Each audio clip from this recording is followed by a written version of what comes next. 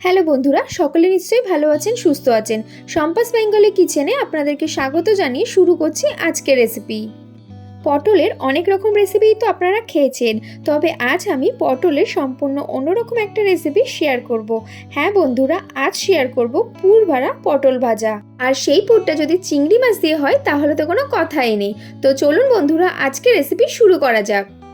আমি এখানে পটলগুলোকে মাঝখান থেকে কেটে নিয়েছি আর পটলের গা থেকে খোসাগুলোকে হালকাভাবে ছিলে নিয়েছি।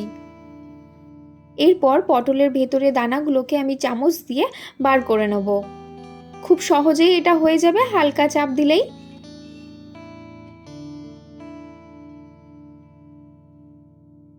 এমনভাবেই আমি সবকটা পটলের দানা বার করে নেব।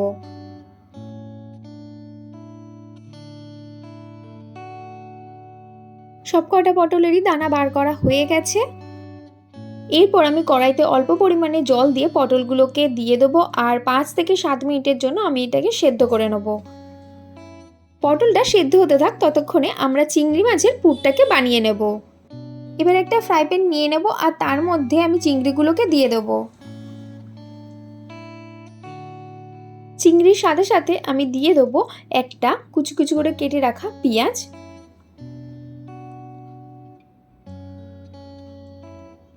এরপর দিয়ে দেবো 2 থেকে 3 কোয়া রসুন কুচি আর দিয়ে দেবো 2 থেকে 3টে কাঁচা লঙ্কা কুচি। এরপর সবকিছু খুব ভালোভাবে নাড়তে থাকবো। 1 থেকে 2 মিনিট পর হালকা ভাজা ভাজা হয়ে যাবার পর এর মধ্যে দিয়ে দেবো হলুদ গুঁড়ো, লঙ্কার গুঁড়ো আর স্বাদ মতো নুন দিয়ে আবারও খুব ভালোভাবে এটাকে ভেজে নেব। তো চিংড়িটা খুব ভালোভাবে ভাজা ভাজা হয়ে এসছে। এরপর আমি এটাকে নামিয়ে নেব। চিংড়িটা আমি একটা প্লেটে নামিয়ে নিয়েছি। এরপর হাত দিয়ে চিংড়িটাকে খুব ভালোভাবে মেখে নেব।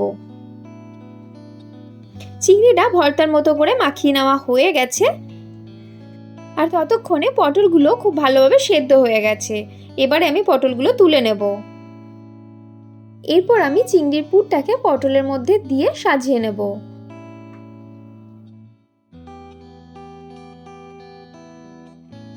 এমন হালকাভাবে আঙুল দিয়ে চেপে চেপে নিতে হবে আর বাকিগুলো আমি এমনভাবে করে নেব।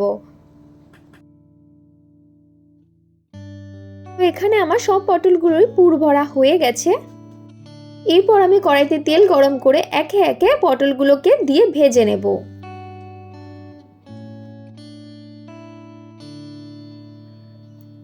দু মিনিট পর আমি পটলগুলোকে উল্টে দেব আর উল্টো সাইডটাও ভালো করে ভেজে নেব। আর পটলগুলো খুব ভালোভাবে ভাজা হয়ে গেছে। তো বন্ধুরা, পুর ভরা পটল ভাজার এই রেসিপিটা যদি আপনাদের ভালো লেগে থাকে তাহলে অবশ্যই বাড়িতে ট্রাই করে দেখবেন। আর আমার এই ভিডিওটা ভালো লেগে থাকলে একটা লাইক, কমেন্ট, শেয়ার করে দেওয়ার অনুরোধ রইল। আর আমার চ্যানেলে এমন নতুন নতুন ইজি রেসিপি দেখার জন্য চ্যানেলটিকে অবশ্যই সাবস্ক্রাইব করে দেবেন। ততক্ষণ ভালো থাকবেন, দেখা হচ্ছে পরের ভিডিওতে।